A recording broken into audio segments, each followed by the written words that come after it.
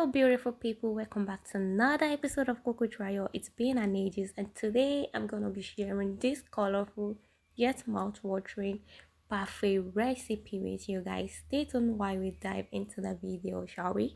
So for my recipe, I'm using some colorful rainbow cereal, some strawberry, banana, and of course Greek yogurt.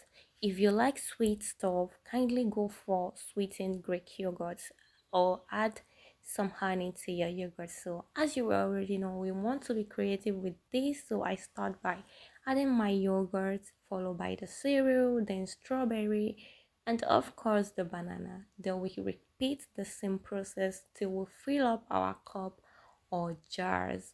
Guess what? First cube is gonna make you fall in love with this particular parfait. So just repeat the same process till you fill up your jars or cup.